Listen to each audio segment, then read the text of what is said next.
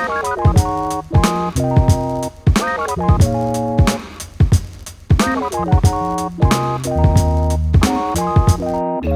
everybody, and welcome to this episode of Credit Tea with me.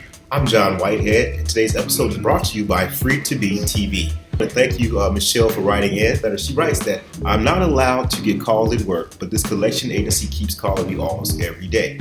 I'm tired of getting in trouble with my supervisor. Is there any way I can stop them from calling me at work? And I'll tell you the way around it. What you do is call a cease and desist letter. There are two types of cease and desist letters. There's the limited cease and desist letter, which is what we're going to use, and then there's the full cease and desist letter. But I don't advise you sending out the full cease and desist letter, because then at that point they would tell you they have no choice but to sue you. But what you will send them is a limited cease and desist letter. The full cease and desist stops all contact, whether it's by email, by regular mail, by calls, letters, and the limited just stops them from calling you. Now, once you send the cease and desist letter, the best way to do it is you can send it by fax or by email, or the best way though is by the certified mail return receipt, CMRR. It's a letter that you can get from the post office for about $6. They give you a little green card, and once you send a letter to the collector or whoever you're sending it to, they have to sign for it, and then you have that proof because you get a receipt. Now, inside of your limited cease and desist letter, you can write something in your own words along the lines of, dear so-and-so, or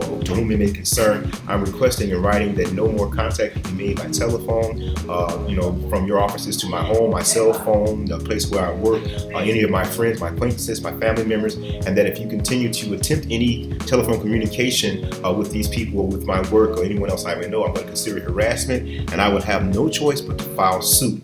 All communications in the future must be in writing and must be sent to the address that you would note in your letter. Now, make sure when you get to the bottom of the letter that you never sign with your signature. Always just write your name or type it out, because that way you don't want your signature to end up on some documents that you never saw. But also at the same time, while you're building your case, you want to write the date that you sent the letter to them. You want to track the calls that you received. You want to write down the name of the company they called, the name of the person who called you, their phone number, their date, and the time of the call.